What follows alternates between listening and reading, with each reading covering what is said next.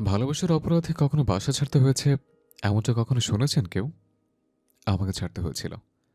জীবনের সবচেয়ে বড় অন্যায় বোধ হয় কাউকে মন থেকে ভালোবাসা, আর তার থেকে বেশি অন্যায় নিজের থেকে বয়সে বড় কোনো মেয়েকে ভালোবাসা। আমি হয়তো এমন একটা সুন্দরী আর রাগী মেয়েকে ভালোবেসেছিলাম, কিন্তু যখন প্রথম দেখা হয়েছিল তখন জানতাম না মেয়েটা আমারই বেআইন, ভাবির বোন আর আর ভাইয়ের শালিকা, যে যেটা বলে আর কি। বিয়ের দিন ভাইয়ের শ্বশুরবাড়িতে যাওয়ার পর যখন প্রথম দেখা হয়েছিল তখনই মেয়েটাকে প্রচণ্ড পরিমাণে ভালোবেসে ফেলেছিলাম। কারণ এক দেখাতে মেয়েটাকে সবার থেকে আলাদা লেগেছিল। কেমন হাস্যোজ্জ্বল চেহারা নিয়ে সবার সাথে কত সুন্দর করে সবার সাথে কথা বলেছিল। চোখের দেখা সবসময় ঠিক হয় না, এটা বোধহয় আমার ক্ষেত্রেও সত্যি হলো। কারণ মেয়েটা সবার সাথে যতটা হাসি খুশিভাবে কথা বলেছিল তার থেকে দ্বিগুণ রাগীভাবে আমার সাথে কথা বলেছিল। সেদিনে মেয়েটার সাথে কথা বলার পর আমি জানতাম না ওকে ভালোবাসা কিংবা ওকে নিজের করে পাওয়ার কথা ভাবাটা আমার জন্য পৃথিবীর সবচেয়ে বড় অন্যায় আর পাপ কাজ হয়ে দাঁড়াবে।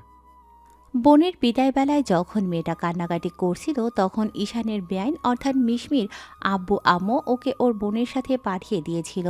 বোনকে প্রচুর ভালোবাসে বলেই হয়তো এতটা কান্না করেছিল। বাসায় আসার পর ঈশান বিষয়টা জানতে পারে।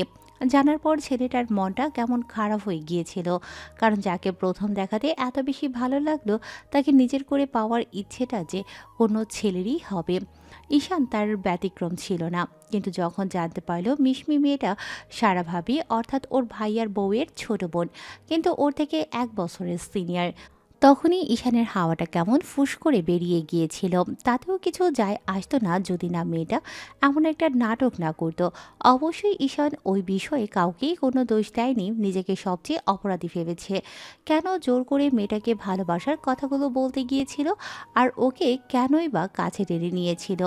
বিয়ের দ্বিতীয় দিন ঈশান মেয়েটার সাথে অনেকভাবে কথা বলার চেষ্টা করে। তখন মিশমি কেমন যেন ওকে সন্দেহ করে।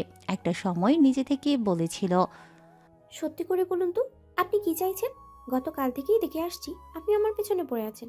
সব সময় কথা বলার চেষ্টা করছেন, আশেপাশে ঘুরঘুর করছেন। কি চাই আপনার? আপনাকে, না মানে আসলে আপনার সাথে একটা কথা ছিল আমার, এই আর কি। কিন্তু আমি আপনাকে চিনি না, জানি না আপনার সাথে আমি কি কথা বলবো। না চিনলে কি কথা বলা যাবে না? আর কাল তো জানতেই পারলেন আমি আপনার বেয়াই আর আপনার আপুর একমাত্র দেবর। সেটা আপুর বেলায়, কিন্তু আমার বেলায় নয়। তাই আমি আশা করছি আপনি আমার সাথে কথা বলার চেষ্টা করবেন না। আর আপনি যেটা ভাবছেন সেটা কখনো সম্ভব না। কারণ যে কোনো ভাইয়ার আপুর বিয়েটাও হয়ে গেছে, সেখানে এমন কিছু হওয়া আর সম্ভব না। কেন হবে না? আমি কি এমন বেশি কিছু আবদার করে ফেলেছি যেটা হওয়া সম্ভব না? সেটা জানি না, তবে এর থেকে বেশি বাড়াবাড়ি করলে আমি সবাইকে সবটা বলতে বাধ্য হব। দুজনের মাঝে এতটুকুই সেদিনকার কথা ছিল। তারপর থেকে ঈশান মেয়েটাকে ফলো করলে মিশমি কেমন যেন ওর দিকে বিরক্তি নিয়ে তাকাতো। ঈশান ভাবতো আজ বাদে কাল সবটা ঠিক হয়ে যাবে, কিন্তু এই করে করে 1-2 দিনেও কিছুই ঠিক হলো না। উল্টো বিষয়টা আরও অন্যদিকে চলে যাচ্ছিল। ঈশান মিশমিকে যতবার বোঝানোর চেষ্টা করছিল ওকে ভালোবাসে, ততবার মেয়েটা ঈশানের দিকে নিজেকে দূরে সরিয়ে নিচ্ছিল। 2টা মাস এমন করে কেটে যায়। এর মাঝে ঈশান প্রায় মিশমির কলেজের সামনে যেতে ওর বাসার সামনে যেত। মেয়েটার সব খবরাখবর রাখত। এগুলো কারো বাসাতে কেউই জানতো না। অন্যদিকে মিশমি যতবার ঈশানের মুখোমুখি হয়েছে ততবার ওকে বারণ করেছে আর ভয় দেখিয়েছে। এই বিষয়টা বাসাতে বলে দেবে, তাই দূরে থাকতে বলেছে।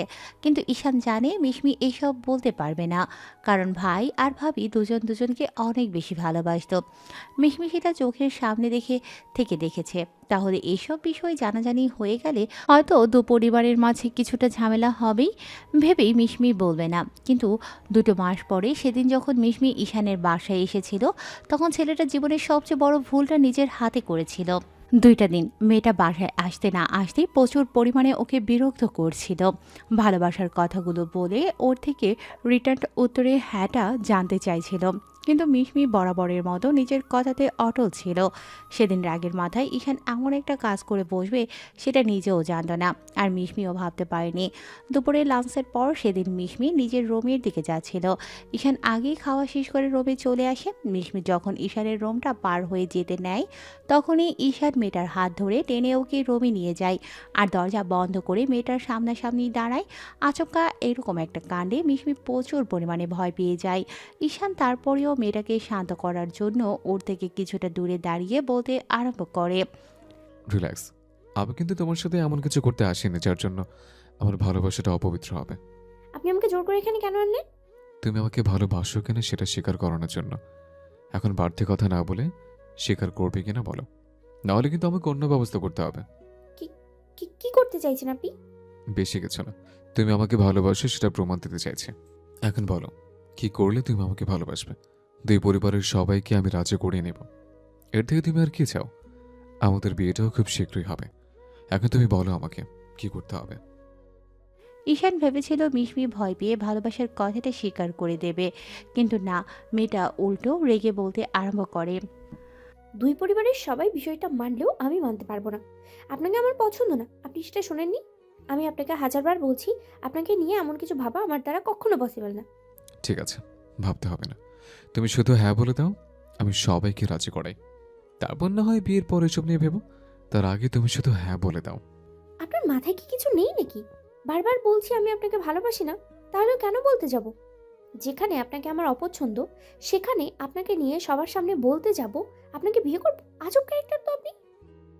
কথা কাটাকাটির এক পর্যায়ে মিশমি ঈশানের সামনে থেকে চলে যেতে নিলে তখন ঈশান জোর করে ওকে আটকে দেয়। হাত ধরে আটকে দিতেই মিশমি ঈশানের দিকে ফিরে তখনই ছেলেটা জোর করে মিশমিকে নিজের কাছে টেনে নিয়ে কোমরে জড়িয়ে ধরে নিজের সাথে একদম মিশিয়ে নেয়। মিশমি অবাক হলেও অনেকটা ভয়ার্ত চোখে ঈশানের দিকে তাকিয়েছিল। ভেবেছিল ছেলেটা হয়তো ওর সাথে উল্টোপাল্টা আর বাজে কিছু করবে।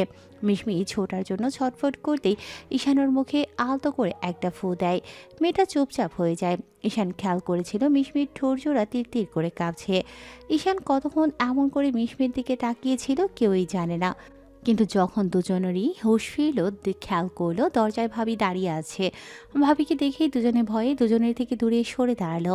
ঈশান যখনই কিছু বলতে যাবে তার আগেই ভাবি এসে কষে ওকে একটা থাপ্পড় বসালো আর বলতে লাগলো, তোমার থেকে এটা আমি কখনো আশা করিনি জানো। আর তুই, তোকে বলেছিলাম না এমন কিছু করিস না যার জন্য আব্বু আম্মুর কিংবা আমার মান সম্মানটা নষ্ট হয়। আপুর কথাতে সেদিন মিশমি জোরে জোরে কান্না করে দিয়েছিল, আর ও উল্টো আপুর কাছে এসে নালিশের মতো করে বলেছিল, বিশ্বাস করো আপু, আমি এরকম কিচ্ছু করিনি। তোমার দেবরই আমাকে জোর করে এখানে আটকে রেখেছে। তুমি আমাকে ভুল বুঝো না আপু, প্লিজ। তারপরের কথাগুলো হয়েছিল ঈশানের বাসার বাকি সদস্যদের সামনেই। ঈশান আর মিশমি মাথা নিচু করে দাঁড়িয়েছিল সবার সামনে। দাঁড়িয়েছিল তখন আব্বু ওর দিকে রাগীভাবে চেয়ে থেকে বলেছিল, বাসায় এসে গেস্টের সাথে তুমি এরকম কিছু করবে আর একটা মেয়ের শরীরে টাচ করবে, সেটা আমি কখনো ভাবতেও পারিনি। এই শিক্ষা আমি কখনো আমার ছেলেদের দেইনি। আব্বু, আমি মিশমিকে ভালোবাসি, আর মিশমিও আমাকে পছন্দ করে। তাই ভালোবাসার কথাগুলো বলার জন্যই। ভালোবাসার কথা বলতে গেলে এরকম শরীরে টাচ করে বলতে হয়, আজকে তোমার থেকে জানতে পারলাম। এসব সারার বাসাতে জানতে পারলে লজ্জায় আমার মাথাটা হিট হয়ে যাবে। তুমি একটা বার ভাবতে পারছো? আব্বু, তোমাদের বিশ্বাস না হলে মিশমিকে জিজ্ঞেস করে দেখো। মিশমি, তুমি প্লিজ বলে দাও তুমি আমাকে ভালোবাসো।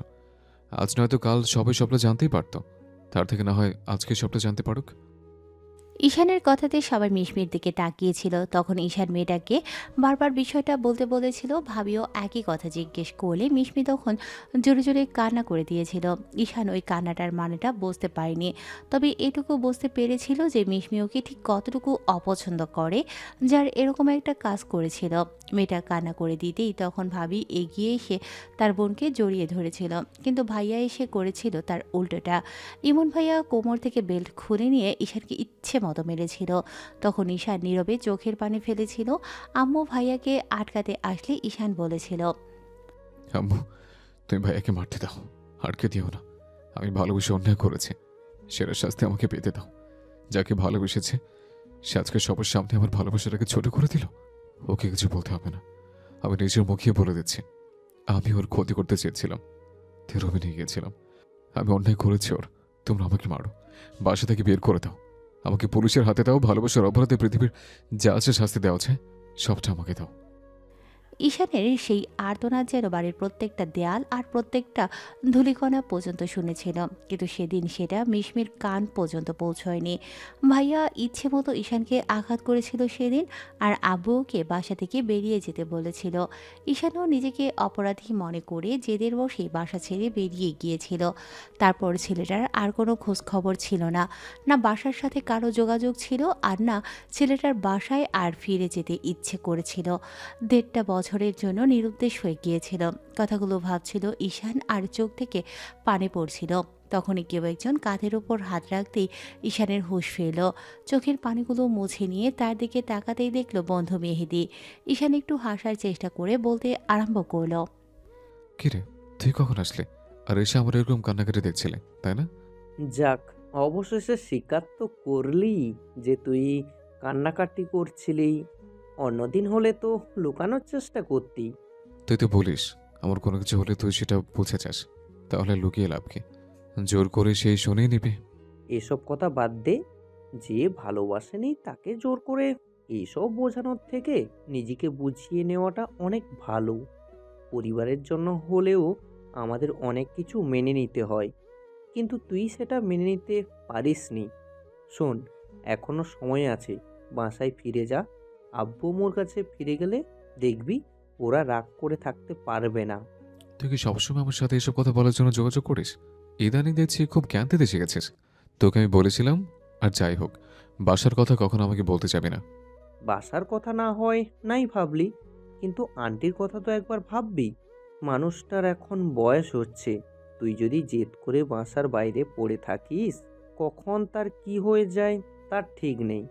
আর কয়েকদিন যাবৎ বেশ খানিকটা অসুস্থ হয়ে পড়েছে, তাই আর কি তোকে জানাচ্ছিলাম, কিন্তু তুই তো যেতেই চাচ্ছিস না।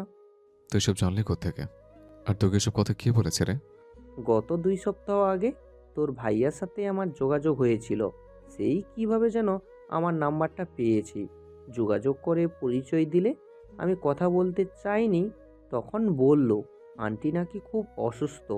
আমি যেন তোকে এটা জানিয়ে দিই। বরাবর তোকে দেখতে চাইছিল, তাই আমি বারবার তোকে বাসায় যেতে বলেছি। প্রথম থেকে তোকে কিচ্ছু বলিনি, কিন্তু আজকে না বলে পারলাম না। এখন রাগ না করে বাসায় ফিরে চল। ঈশান চুপ করে রইল। চট্টগ্রাম আসার আগেই মেহেদির সাথে ওর যোগাযোগ হয়েছিল, আর এখানে এসেই কিছুদিন মেহেদির সাথে ছিল। তারপর মেহেদি একটা চাকরির ব্যবস্থা করে দিলে ঈশান নিজেই একটা বাসা নিয়ে সেখানেই থাকতো। আজকে ছুটির দিন, তাই মেহেদির সাথে দেখা হলো। মেহেদির সাথে কিভাবে ভাইয়া যোগাযোগ করেছে ঈশান সেটা জানতো না। আজকে আম্মুর অসুস্থতার কথাটা শুনে বুকের ভেতর কেমন যেন করে উঠল।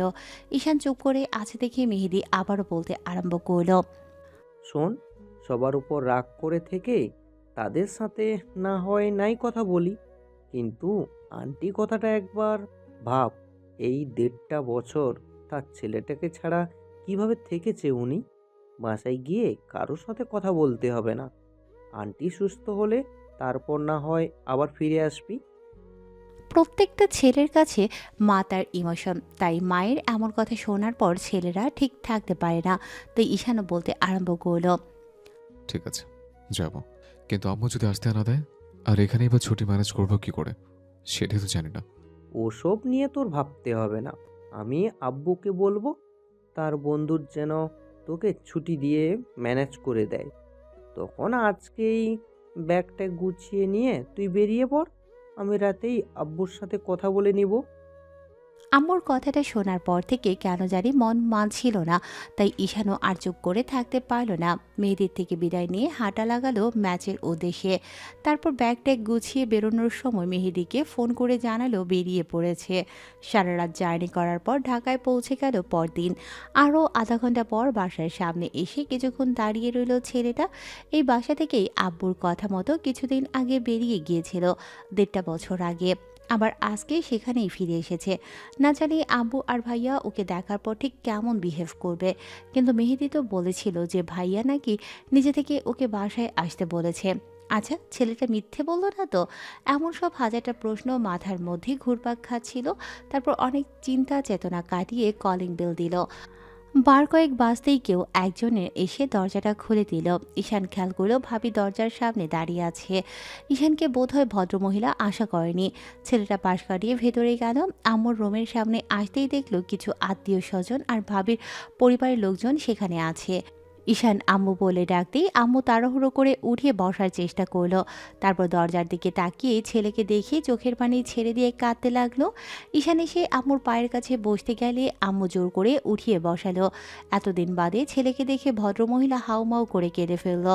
এমন করে পুরো 1 ঘন্টা কাটলো। তারপর যখন আম্মু কিছুটা শান্ত হলো, ঈশান দেখলো দরজার সামনে ভাবি দাঁড়িয়ে আছে। ঈশান আম্মুর হাতে চুমু দিয়ে বলতে লাগলো, আমি না থাকলে কি এমন আসা যায় বলো? বাসায় এতগুলো মানুষ থাকতে এত চিন্তা কেন করতে হবে তোমার? নিজের শরীরের এই অবস্থা কেন করেছে আম্মু? আব্বু আম্মু তো হওনি, হলে বুঝতে পারবে ছেলে মেয়েদের নিয়ে আব্বু আম্মু কতটা টেনশন করে। আমার মতো একটা কুলাঙ্গারের জন্য তোমাকে কেন টেনশন করতে হবে? ঈশানের এরকম কথা শুনেই আম্মু কেঁদে ফেললো। ঈশান আম্মুর চোখের পানি দেখে পানিটা মুছে দিয়ে বলতে লাগলো, আমার কোনো অধিকার নেই এই বাসায় থাকার।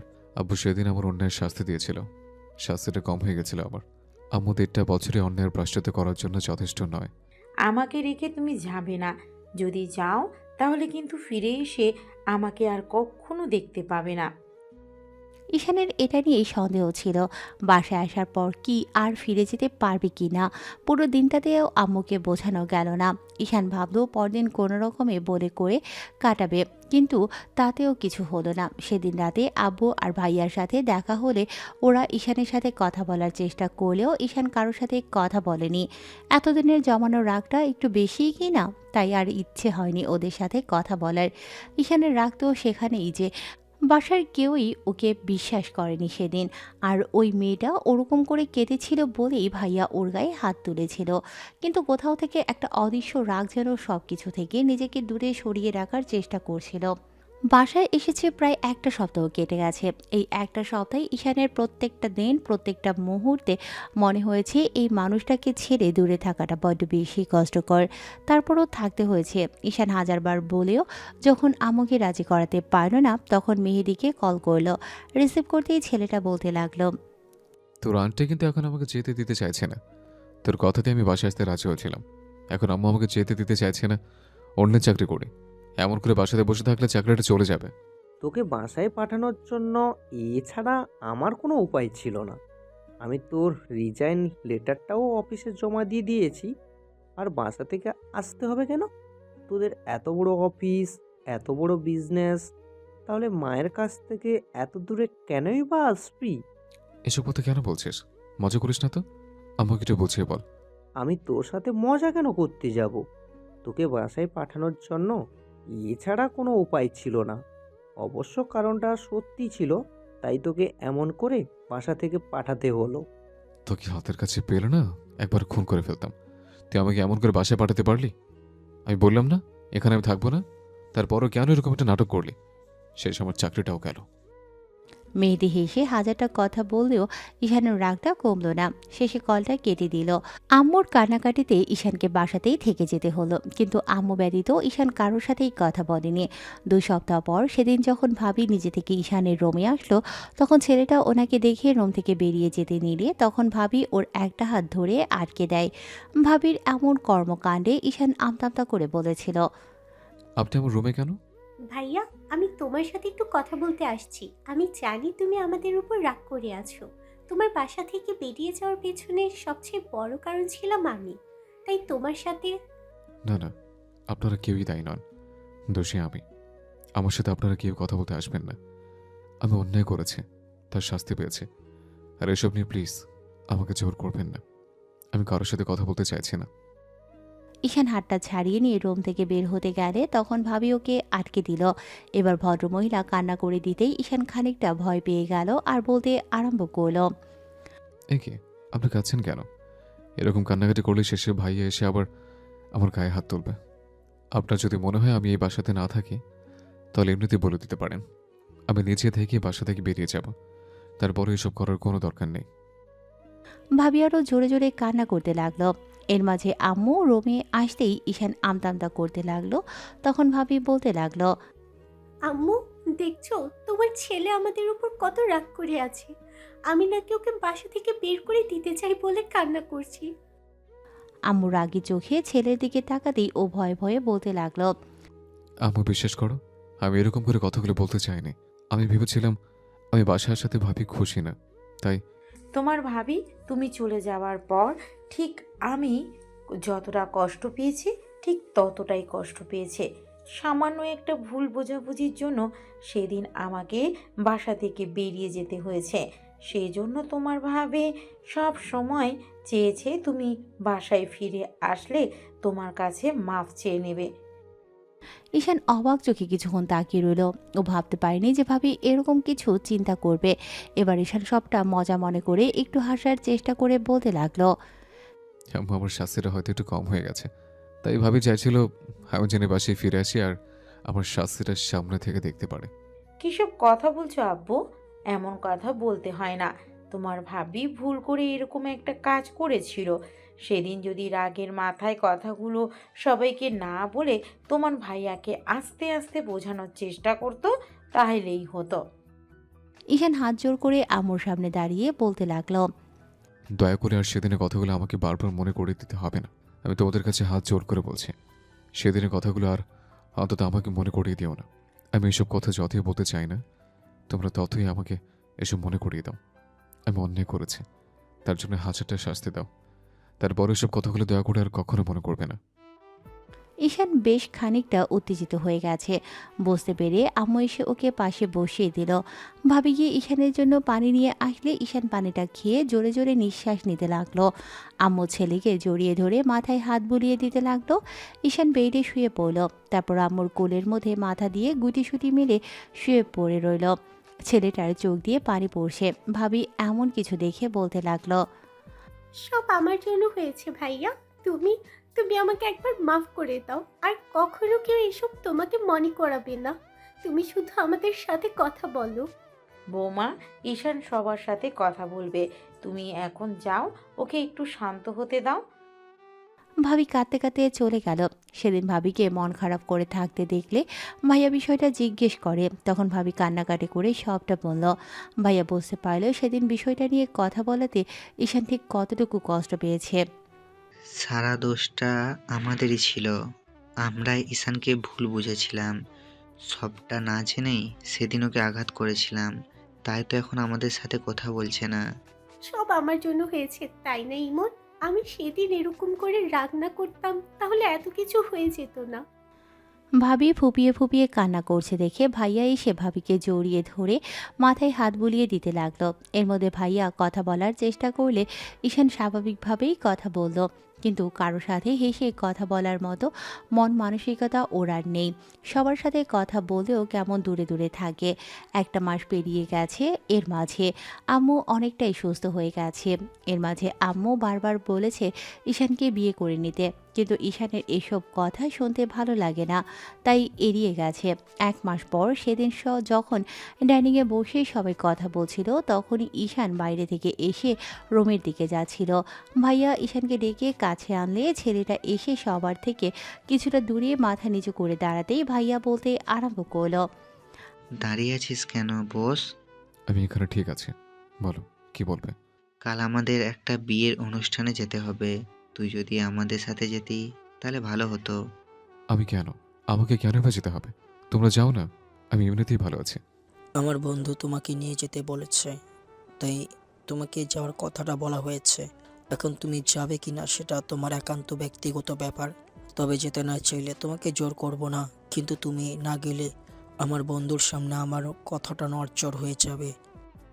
আব্বু ভাইয়া অনেকক্ষণ যাবৎ ঈশানকে যাওয়ার জন্য বললে ছেলেটা কোনো কথা না বলে রুমে চলে আসলো। পরদিন ঈশানকে আম্মু বিয়ে বাড়িতে যাওয়ার জন্য জোরাজুরি করতেই যেতে রাজি হলো। কিন্তু কার বিয়ে, কোথায় বিয়ে, ঈশান তার কিছুই জানে না। বিয়ের অনুষ্ঠানে যাওয়ার জন্য বেরোলো, কিন্তু একটা বারের জন্য কখনো প্রশ্ন করলো না। বর্তমানে আপাতত কোনো কাজও করছে না ছেলেটা। আন্না অফিসে যাচ্ছে, আর কলেজে যাওয়া সেই 1.5 বছর আগেই বন্ধ করে দিয়েছে। সেজন্য আব্বু আম্মুর সাথে চলে আসলো। কিন্তু আসার পর বাড়িটা কেমন চেনা চেনা মনে হচ্ছিল। ভেতরে প্রবেশ করতেই ঈশানের আর বুঝতে বাকি রইল না এটা ভাবিদের বাসা। ঈশান দাঁড়িয়ে রইল। ছেলেটা আম্মুর দিকে তাকাতেই আম্মু ওর হাতটা ধরে বলতে লাগলো, কোনো রকমে সিনক্রেট এখানে করবে না। আগে বললে তুমি এখানে আসতে না বলেই তোমার ভাবি ভাইয়া কিংবা আমরা কেউ কিছু বলিনি। দেখো দেখো আজকে সারার বোনের বিয়ে হচ্ছে। বিয়েটা হয়ে গেলেই আর আমাদের এখানে থাকতে হবে না। তারপরও এখানে কোনো রাগারাগি কিংবা একটা টু শব্দও তুমি করবে না। বাসায় গিয়ে যত রাগ আছে সব আমার উপর দেখাবে। আম্মুর এরকম কথা শুনে ঈশান হাসবে নাকি কাঁদবে বুঝতে পারল না। তারপর কিছু একটা ভেবে ফিক করে হেসে বলতে লাগলো, আজব, আমি সিনক্রেট কেন করতে যাব? এত খাওয়া দাওয়ার আয়োজন করেছে, পেট ভর্তি করে খেয়ে তারপর বাসায় যাব। এত সিনক্রেট করার কি আছে? ঈশানের কথাতে আম্মু বুঝতে পারল ছেলে এসব কিছু মনে রাখতে চায় না। বিয়েবাড়িতে আসার পর থেকেই ঈশান দেখছে আশেপাশে অনেক মেয়ে ঘোরাফেরা করছে। কেউ কেউ তো ওর দিকে তাকিয়ে আছে। ঈশান বারবার বেসিনের সামনে গিয়ে নিজেকে দেখছে ওকে কোনো অংশে দেখতে বাজে লাগছে কিনা। তার জন্যই কি এরকম করে তাকিয়ে আছে মেয়েগুলো। তারপর আবার সেই একটা জায়গায় থ মেরে বসে রইল। একটু বাদেই বিয়েটা হয়ে যাবে, খাওয়া দাওয়া শেষে বাসায় চলে যাবে সেটাই ভাবছিল। কিন্তু 1টা 2টা 3টা ঘন্টা পার হয়ে গেল। বিয়ের খাওয়া দাওয়া করে অনেকেই চলে যাচ্ছে, তবে বর কেন আসে না? 4 ঘন্টার মাথায় যখন বর আসলো না, তখন আম্মু এসে ঈশানের হাত ধরে একটা রুমের দিকে নিয়ে গেল। রুমের মধ্যে নিয়ে আসতেই দেখলো বাসার সবাই সেখানে। ঈশান এসে এক সাইডে দাঁড়াতেই আম্মু ওকে একটা জায়গায় বসিয়ে দিল। ঈশান আগ্রহসূচক দৃষ্টি নিয়ে তাকাতেই তখন ভাবি বলতে লাগলো, বলছিলাম কি ভাইয়া, যে ছেলেটার সাথে মিশমির বিয়ে হবার কথা ছিল সেই ছেলেটার আজকে অ্যাক্সিডেন্ট হয়েছে, আর ছেলেটা কিছুক্ষণ আগে মারা গেছে। আমরা এখন এই মুহূর্তে কি করব কিংবা কি করা দরকার কেউ ভেবে পাচ্ছি না ভাইয়া। কথাটা শুনে কিছুটা খারাপ লাগলো ঈশানের। আবার পরক্ষণে চুপ করে রইল। ভাবলো যার হায়াত মৌত যে পর্যন্ত সে সেই পর্যন্তই বাঁচবে। বেড়ে যেতে হচ্ছে না, তাহলে আমরা বাসায় চলে যাব। ঈশান কথাটা বলে যেন ভুল করে ফেলল, কারণ সবাইকে এমন একটা করুণ দৃষ্টিতে ওর দিকে তাকালো যার জন্য ঈশান মাথা নিচু করে নিতে বাধ্য হলো। ভাইয়া আমরা সবাই বাসায় যাব, কিন্তু তার আগে বলছিলাম কি, যদি এই বিয়েটা আজকে তুমি করে নিতে তাহলে আমাদের মান সম্মানটা বেঁচে যেত। না মানে আসলে বুঝতেই তো পারছো, এত বড় একটা আয়োজন করা হয়েছে। এখন যদি বিয়েটা না হয় তাহলে সবার মান সম্মানটা শেষ হয়ে যাবে, তাই আর কি। আর কাউকে খুঁজে পেলেন না হাতের কাছে, তাই তো? আমাকে পাগল বলে মনে হলো আপনাদের কাছে। অসম্ভব, এই বিয়ে তো দূর, এসব কথা চিন্তা করবো না আমি। আমি যদি জানতাম আজকে আপনাদের বাসায় আমাকে নিয়ে আসবেন, তাহলে কখন এখানে আসতাম না। তোমাদের ইচ্ছে হলে থাকো, আমি বাসার দিকে যাচ্ছি। ঈশান ভাবতেও পারেনি বিয়ে বাড়িতে আসার পর এরকম একটা ঘটনা ঘটবে। যেই মেয়ের জন্য এতগুলো দিন বাসার বাইরে ছিল, শেষে কিনা সেই মেয়েটাকে বিয়ের কথা বলছে। আশ্চর্য, পাগল নাকি, মাথা খারাপ এদের। ঈশান যখনই রুম থেকে বের হতে নেবে তখনই আম্মু বলতে লাগলো, তুমি এখান থেকে কোথাও যাবে না। বিয়েটা আজকে করেই বাসায় ফিরবে। আর যদি না করো তাহলে আমাকে তোমার উপর রাগ করে থাকতে হবে। ঈশান পড়ে গেল এক মহা গ্যারা কলে। শেষে কিনা অন্য সব গল্পের মতো এখন ওকে জোর করে ধরে যে মেয়ের বিয়েটা অন্য কোথাও ঠিক হয়েছিল সেই মেয়ের সাথে বিয়ে দেবে। ঈশান কিছুক্ষণ চুপ করে থেকে তারপর হাসার চেষ্টা করে বলতে লাগলো, বিয়ে বাড়িতে অনেক ছেলে আছে, তাদের মাঝে যে কাউকে বললে সে রাজি হয়ে যাবে। খামাখা আমাকে এর মধ্যে জড়িও না। আমাকে কেন বলছো তোমরা? আমি সেটাই বুঝতে পারছি না। 1.5 বছর আগের ঘটনাটা তোমরা ভুলে গেলেও আমি বলতে পারিনি। সেদিন এই মেয়ের জন্যই সব হয়েছে। আর সেই মেয়েটার সাথে যদি জোর করে ধরে বিয়েও দাও, তাহলে আমি সংসার করবো ভাবছো? আর এই মেয়ে বা আমাকে বিয়ে করতে রাজি হবে কেন? আমার কি মাথা খারাপ হয়ে গেছে? দেখো, এসব অবান্তর কথা আমার সামনে বলো না। আমাকে জোকার মনে হয়, অন্য কিছু নিয়ে হাসাহাসি করতে পারো, তারপরে এসব কথা অন্তত বলো না। ঈশান, এবার কিন্তু বাড়াবাড়ি হয়ে যাচ্ছে। সারা তোমাকে রিকোয়েস্ট করেছে বিয়েটা করে নিতে, আর তুমি কিনা সবার সামনে এরকম করে মেজাজ দেখাচ্ছ। আব্বু, তোমার যদি আমাকে বেয়াদব মনে হয়, তাহলে আমি বেয়াদব। 1.5 বছর আগে আমি যে অন্যায়টা করেছি তার শাস্তি আমাকে সারা জীবন ধরে দিও না। আমাকে বাসা থেকে আবার বের করে দাও, তারপর আমার বিয়েটা করতে বলো না। দেখ ভাই, যেটা হয়েছে সেটা ভুলে যা। আমরা বুঝতে পেরেছি সেদিন ওরকম কিছু হয়নি, তাই আর কি।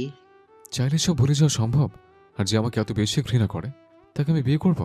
সম্মান বাঁচানোর জন্য শেষে বলির বাকরি আমাকেই বানাতে হবে? ভাইয়া, আমার বোন তোমার সাথে ঠিকই থাকতে পারবে, দেখো আমি ওকে বুঝিয়েছি, ও বিয়ে করে নিতে রাজি আছে। আব্বু আম্মু সবাই রাজি আছে। মিশমি একটা টু শব্দ করবেন না। ও সেদিন যে অন্যায়টা করেছিল সেটার শাস্তি আজকে ওকে দিও না প্লিজ ভাইয়া। মিশমি সেদিন ভয়ে কান্না করে দিয়েছিল, আর ও তোমাকে ভালোবাসতো না, তাই তো। আমি জানি উনি আমাকে ঘৃণা করে, তাই বাসা থেকে বের করে দিয়েছিল। আমাকে মাফ করবেন ভাবি, আমি পারছি না বিয়েটা করতে। এই বিয়েটা যে টিকবে না আমি সেটা খুব ভালো করেই জানি। এরকম মেয়েকে বিয়ে করা আমার পক্ষে অসম্ভব। দেখো, তোমরা আমাকে অন্য কিছু করতে পারো, আমি সেটা নির্দ্বিধায় করে নেব। তুমি বিয়েটা করবে কিনা বলো। যদি না করো তাহলে যেখান থেকে এসেছিলে সেখানে চলে যেতে পারো। আমার জন্য তোমাকে এত ভালোবাসা দেখাতে হবে না।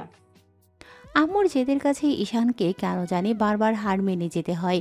শেষে কিনা আম্মু সবকিছু জানার পরও, বোঝার পরেও এরকম একটা মেয়েকে বিয়ে করতে বলছে। ঈশান এই বাসায় আসার পর থেকে মেয়েটাকে একটাবার দেখা তো দূরে থাক, একটাবার দেখার কথা চিন্তাও করেনি। আর এখন সেই মেয়েকেই বিয়ে করতে হবে। রাগটা কন্ট্রোল হচ্ছে না ঈশানের। যদি নিজের কোনো ক্ষতি করে দিতে পারতো এই মুহূর্তে হয়তো শান্তি লাগতো। ঈশান রাজি হচ্ছিল না দেখে ভাবি ছেলেটার পায়ে ধরতে গেলে ঈশান ভাবিকে ধরে আটকে দিল। আবু ঈশানকে নিজের পাশে বসিয়ে নিয়ে মাথায় কিছুক্ষণ হাত বুলিয়ে দিয়ে বিয়েতে রাজি করালো। জোর করে ওকে শেষে এরকম একটা ঝামেলার মধ্যে ফেলছে, যে ঝামেলাটা দুদিন বাদে আরও প্রখর হবে। যে মেয়ের জন্য এত কিছু, আবার সেই মেয়েকেই বিয়ে করতে হবে, এটা ঈশান কেন পৃথিবীর কোনো পুরুষই মেনে নেবে না। বিয়ের আগ মুহূর্ত থেকে নিয়ে শুরু করে বিয়ে করার পর পর্যন্ত ঈশানের কানে শুধু বাজছিল মিশমি ওকে অপছন্দ করে, আর ঠিক এতটাই অপছন্দ করে যে ওকে নিয়ে কখনো চিন্তাও করতে পারে না। ঈশান জানে মিশমি সম্মান বাঁচাতে আব্বু আম্মুর কথাতে হ্যাঁ বলে দিয়েছে, কিন্তু ওর সাথে সংসার করা তো দূরে থাক, সেটা নিয়ে কখনো ভাবার কথা কল্পনাও করবে না। আর ঈশানও ওকে নিয়ে সারা জীবন থাকার কথা ভেবে রাখেনি। যাই হোক, বাসায় গিয়ে মেয়েটার সাথে কথা বলতে হবে, তারপর ভালো একটা উকিল ধরে 6 মাসের মাথায় ডিভোর্স নিয়ে নেবে। ওই মেয়ের সাথে থাকার চেষ্টা করা তো দূরে থাক, ওর মুখটা ঈশানের দেখতে ইচ্ছে করছে না। পুরুষ মানুষ ততদিন পর্যন্ত নির্লজ্জ যতদিন তার ভালোবাসার মানুষটাকে বোঝাতে না পারবে।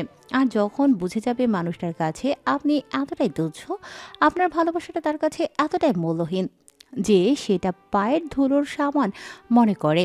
ঈশান যখন বুঝতে পেরেছিল তখন নিজেকেই বুঝিয়ে নিয়েছিল ছেলেটা আদৌ জানে না মেয়েটা বিয়েতে রাজি হয়েছে কিনা, নাকি বাসার সবাই জোর করে ধরে ওকে বিয়েটা দিচ্ছে।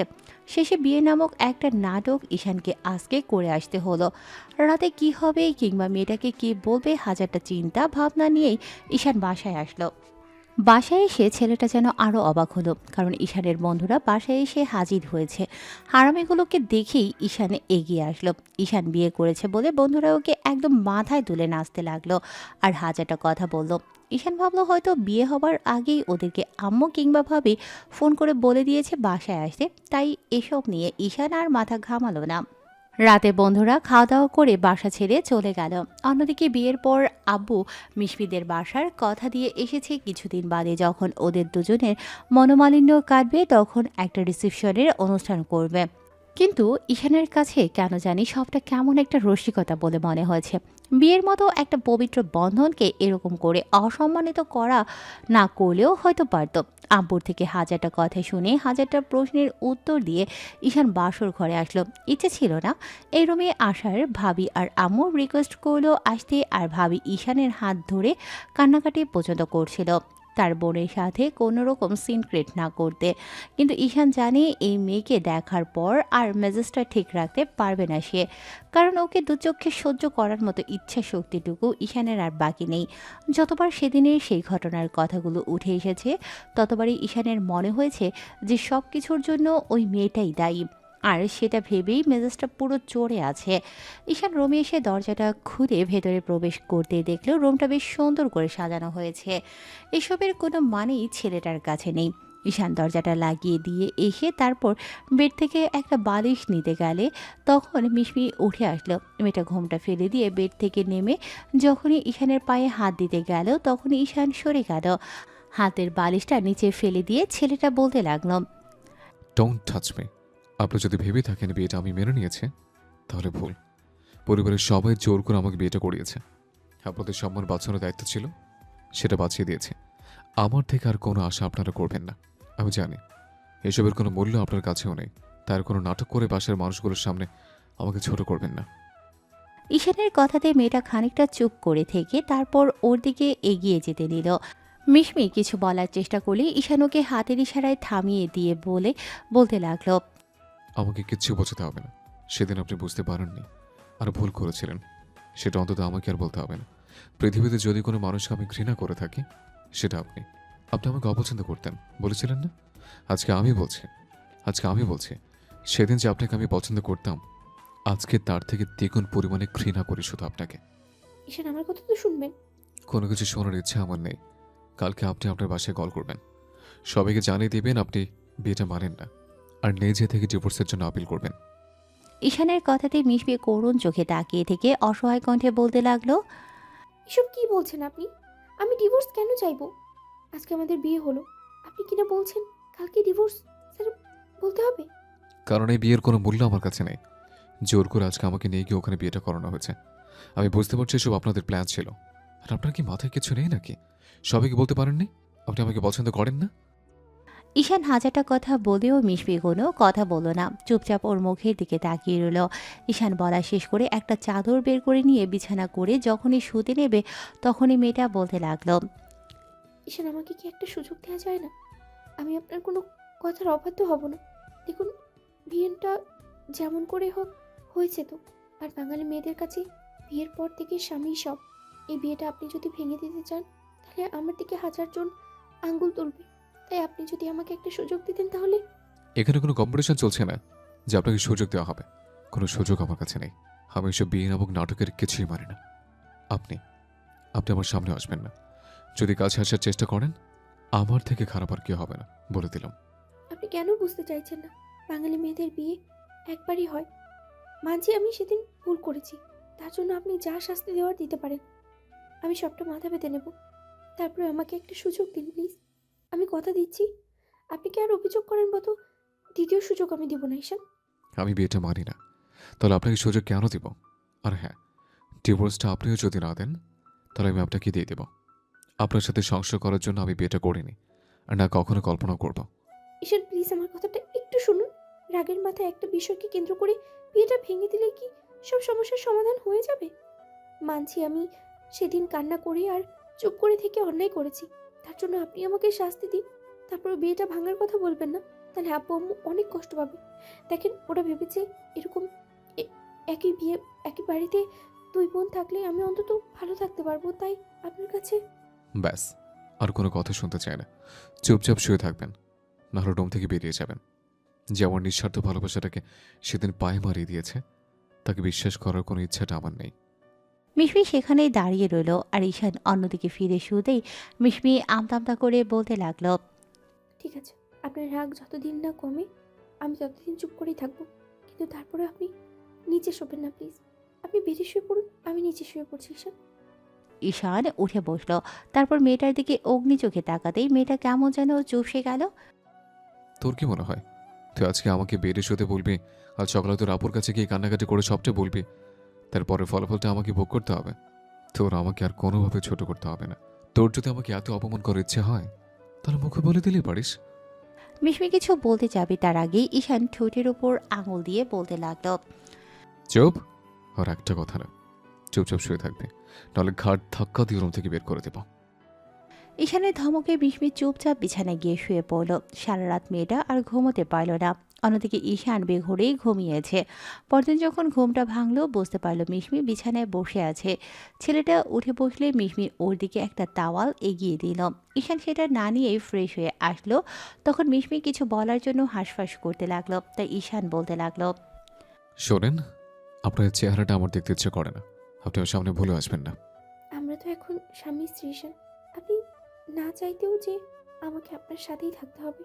আমি বুঝতে পারছি আপনি আমার উপরে রাগ করে এসব কথা বলছেন। আমাকে কি একটা সুযোগ দেওয়া যায় না? আমি তো বলছি আমি আর কখনো আপনার কথার অবাধ্য হব না। আপনি যা বলবেন সেটাই করব। দরকার হলে আপনার পায়ের কাছে বসে থাকবো। তারপরে বিয়েটা ভেঙে দেওয়ার কথা বলবেন না প্লিজ। হঠাৎ এত ভালো হওয়ার কারণটা তো আমি বুঝতে পারছি না। তাহলে কি সবার সামনে আবার ছোট করে ইচ্ছা আছে তোর? যা ইচ্ছা তুই করতে পারিস। শোন, তারপরও আমার কাছে আসার চেষ্টা করবি না, নাহলে আমি সেদিন যা করিনি আজকে তাই করে দেখাবো। ঈশান রুম থেকে বেরিয়ে যেতে গেলে এবার মিশমি সেটা বুঝতে পারল। ঈশানের পা জোড়া আটকে যেতেই ও দেখল মিশমি ওর পা দুটো জড়িয়ে ধরে রেখে ফুপিয়ে উঠছে। মেয়েটার এরকম কর্মকাণ্ডে ঈশান বিষয়টা বুঝতে পারল না। এত ভালো হওয়ার চেষ্টা করছে কেন মেয়েটা? যে মেয়ে সেদিন বলেছিল ওকে পছন্দ করে না, পৃথিবীতে সবচেয়ে অপছন্দের কেউ থাকলে সেটা ঈশান, তাহলে আজ কেন ওর কাছে এত সুযোগ চাইছে? ঈশান সেটাই ভেবে পাচ্ছে না। মেয়েটা ফুপিয়ে ফুপিয়ে বলতে লাগলো, দোহাই লাগে এরকম কিছু করবেন না। ডিভোর্স দেওয়ার কথা কখনো বলবেন না। আব্বু আম্মুর সম্মান বাঁচাতেই আপনি আমাকে বিয়ে করেছেন। এখন যদি ডিভোর্স দিয়ে দেন, সেটা সম্মানটা খুব বাজেভাবে নষ্ট হবে। দুটো পরিবারের সম্পর্কটা নষ্ট হয়ে যাবে। আপনি কি চান শুধু আপনার আমার জন্য এরকম কিছু হোক? ভাইয়া ভাবি দুজন দুজনকে অনেক বেশি ভালোবাসে। আপনি না হয় আমাকে ভালোবাসেন না, তারপরেও এরকম কিছু করবেন না প্লিজ। মিশমি হাজারটা কথা বলতে লাগলো। ঈশানের পাগুলো জড়িয়ে ধরে ঈশান চুপ করে আছে দেখে মেয়েটা ফুপিয়ে ফুপিয়ে কাঁদলো। ঈশানের খুব মায়া হলো। তখনই ও ভাবতে আরম্ভ করলো, একটা মেয়ের প্রতি এতটা কঠোর হওয়া ঠিক না। তারপর তারপর আবার মনে হলো, আজ বাদে কাল যদি অতিরিক্ত পরিমাণে অবহেলা করে, এমনিতেই মেয়েটা ওকে ছেড়ে চলে যাবে, তাই জোর করে তাড়ানোর দরকার হবে না। ঈশান মেয়েটাকে ছাড়িয়ে নিয়ে তারপর বেডে বসিয়ে দিয়ে ওর থেকে দূরে গিয়ে বলতে লাগলো, ঠিক আছে, সুযোগ দিব, কিন্তু দেখব আপনি কতটা আমার জন্য যোগ্য করে নিজেকে গড়ে তুলতে পারেন, আর আমার কাছে কিভাবে থাকতে পারেন সেটাও দেখতে চাই। আপনি যা খুশি করবেন, তারপরেও সবার সামনে এমন এমন কিছু করবেন না যার জন্য ওরা বুঝতে পারে আমাদের সম্পর্কটা ঠিক নেই। ঈশান ভাবতে লাগলো, রাগের মাথায় এলোমেলো অগোছালোভাবে এসব কথা বাসার সবাইকে জানালে কিংবা এই মেয়েটার সাথে সিনক্রেট করলে শেষে আম্মু আর ভাবি কষ্ট পাবে। কারণ ওরাই জোর করে ঈশানকে বিয়েটা করতে বাধ্য করেছিল। আব্বু তো শুধুমাত্র বুঝিয়েছিল, আর এখন যদি এরকম কিছু করে তাহলে ওরা কষ্ট পাবে। বিষয়টা ভেবেই ঈশান মেয়েটার দিকে তাকালো। মিশমি এখনও বারবার ফুপিয়ে উঠছে, কিন্তু আজব এই মেয়েটা ওকে ভালোবাসে না। সেদিন বলেছিল এসব কখনো সম্ভব না, তাহলে আজকে এরকম করে ওর কাছে সুযোগ কেন চাইছে? তাহলে কি আবার ওকে অপমান করার সুযোগ খুঁজছে? আর ঈশানী বা ওকে কেন একটা সুযোগ দিল সেটা ভেবে পাচ্ছে না। হাজারটা চিন্তা মাথার মধ্যে ঘুরপাক খেলো। সারাদিন ছেলেটা বাসাতেই থাকলো। তারপর বিকেলের দিকে বন্ধুদের সাথে দেখা করার জন্য বেরোলো। আম্মু বারবার করে বলে দিয়েছিল বাসার বাইরে যেতে হবে না, কিন্তু ঈশান শুনল না। রাত হয়ে গেল, যখন ছেলেটা বাসায় ফিরল না তখন সবাই ডিনার করে নিল। মিশমি কারো কথাতেই খাবার খেলো না।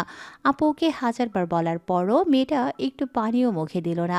শেষে যখন আম্মু বুঝতে পারল মিশমি মনটা খারাপ হয়ে আছে, তখন ওর মাথায় হাত বুলিয়ে দিল।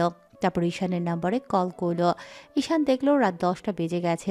রিসিভ করতেই আম্মু নিজে থেকে বলতে আরম্ভ করলো, নতুন বিয়ে করে এভাবে বাসার বাইরে গিয়ে কেউ বসে থাকে, সেটা তোমাকে দেখে আমি প্রথমবার বুঝতে পারলাম। এরকম দায়িত্ব জ্ঞানহীন একটা ছেলে যে আমার আছে সেটা জানা ছিল না। আম্মু, আসলে আমার মনে ছিল না, ভুলে গেছিলাম যে এতটা রাত হয়ে গেছে। প্লিজ তুমি রাগারাগি করো না, আমি আসছি। তোমরা খেয়ে নাও, আমি চলে আসবো। হ্যাঁ, আমরা খেয়ে নিয়েছি। এখন তোমাকে নিয়ে চিন্তা করার কেউ এসে গেছে তো, তাই আমরা খেয়ে নিয়েছি। তোমার বউ এখন পর্যন্ত একটু পানিও খায়নি। এক্ষুনি বাসায় আসো। ঈশান ভাবলো মেয়েটা আবার নতুন কি নাটক করছে। ছেলেটা আধ ঘন্টার মধ্যে বাসায় আসলো। রাত 10:30 বেজে গেছে।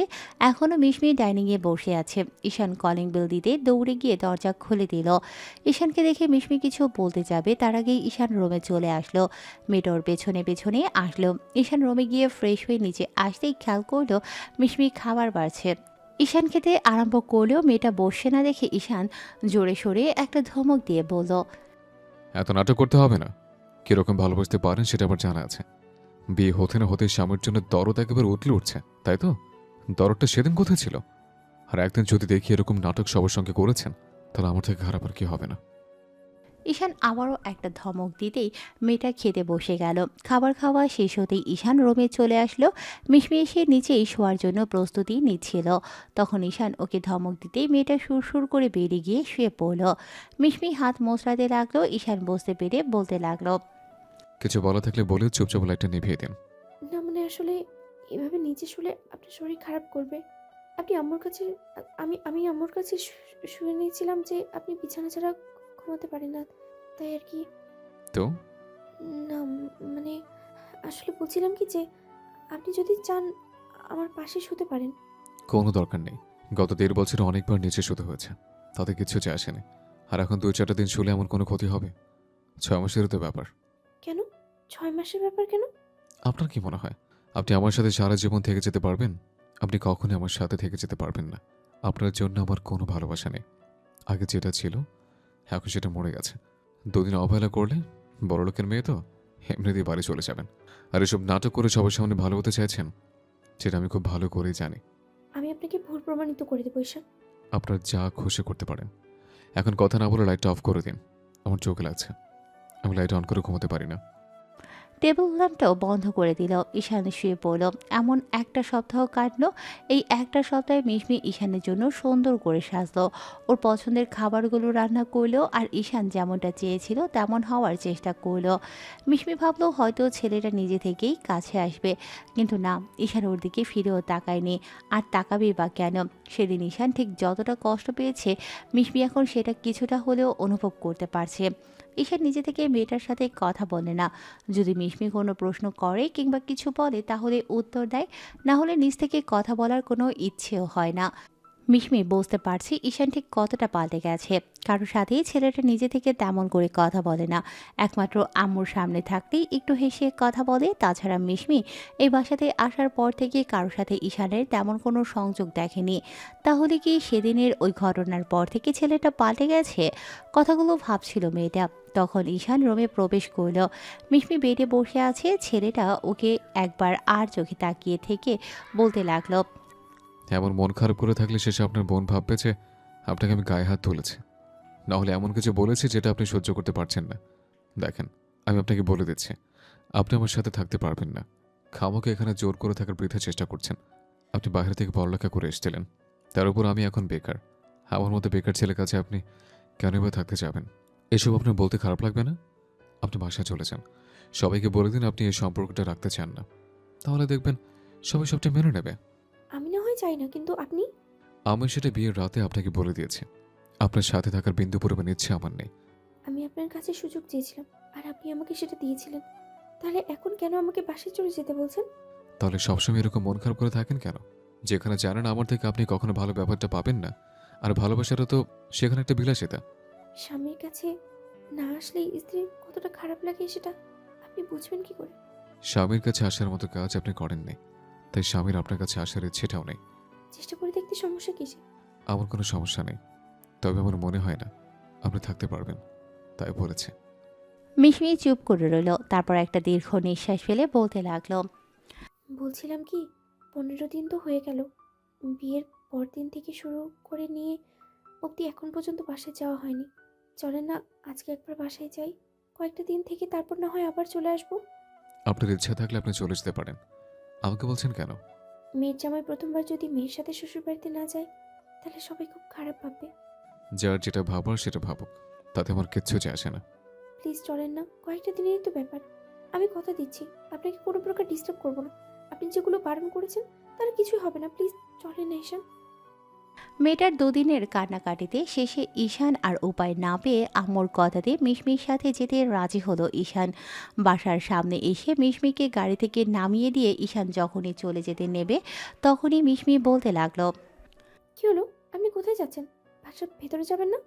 আমি কিন্তু আসার আগেই বলে এসেছিলাম আপনাকে পৌঁছে দিয়ে আমি চলে যাব। আমার কোনো ইচ্ছে নেই আপনার বাসায় যাবার। আপনি চলে যান। আবার যখন যেতে ইচ্ছে করবে আপনার আব্বুকে কিংবা আম্মুকে কল করে জানাবেন, আমি এসে নিয়ে যাব। ঈশান মিশমিকে আর কিছু বলার সুযোগ দিল না। গাড়িটা নিয়ে বেরিয়ে পড়ল। মিশমি মন খারাপ করে বাসার ভেতর গেল। মেয়েকে দেখে আব্বু আম্মু খুশি হলো, কিন্তু মেয়ের জামাইকে না দেখে বিষয়টা জিজ্ঞেস করতেই মেয়ে বলতে লাগলো, তোমাদের জামাইয়ের কি যেন কাজ পড়ে গেছে, তাই বললো পরে আসবে। এখন কথা কথা না বলে আমাকে রুমে যেতে দাও। এমন করে কাটলো পুরো একটা সপ্তাহ। এই একটা সপ্তাহে ঈশানের সাথে মিশমির না কোনো যোগাযোগ হয়েছে, আর না ঈশান ওর কোনো কল রিসিভ করেছে। এই বিষয়টা নিয়ে মিশমির মনটা প্রচণ্ড পরিমাণে খারাপ।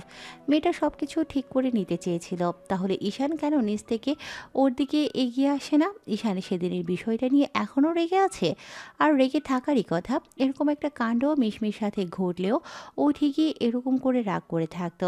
মিশমির প্রত্যেকটা দিন মন খারাপ হলো। মেয়েটা কান্নাকাটি পর্যন্ত করেছে।